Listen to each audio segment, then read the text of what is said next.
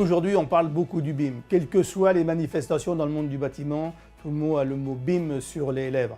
Alors aujourd'hui, où on en est? Eh bien, on en est vraiment qu'au balbutiement. Tout le monde se pose des questions et les bonnes questions à se poser, c'est comment je fais du BIM et comment je travaille avec les autres. Et pour savoir comment je travaille avec les autres, eh bien, il faut étudier les besoins amont et les besoins aval qu'ont chaque acteur pour pouvoir travailler dans l'univers du BIM.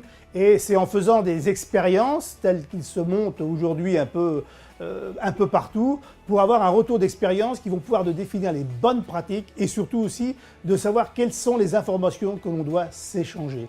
Car le BIM, c'est une multitude d'informations et tout le monde le sait, trop d'informations tue l'information. Alors le BIM, c'est deux choses, c'est de l'humain et de la technologie. C'est, entre 20 et 10% de technologie et le reste, c'est de l'humain. Donc ça veut dire qu'on se pose des questions différemment. La technologie, c'est plus facile à régler que les problèmes humains. Le BIM, c'est de l'image et c'est de l'information embarquée. Je ne dis pas que l'image n'est pas importante, mais pour moi, elle est secondaire. C'est important, c'est l'information, car l'information, il faut la mettre à jour, il faut être sûr qu'elle est bonne, et c'est plus difficile à vérifier que de savoir si une image, elle est bonne ou elle n'est pas bonne.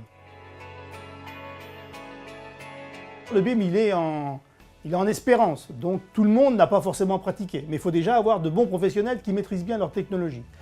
Ensuite, il faut savoir qu'est-ce qu'on veut faire de ce BIM, c'est-à-dire jusqu'où on veut aller.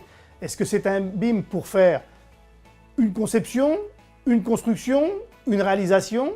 Donc il faudra bien parfaitement définir la chaîne de fonctionnement, les règles entre les acteurs et aussi quel est le niveau de restitution de la maquette que l'on veut mettre en place.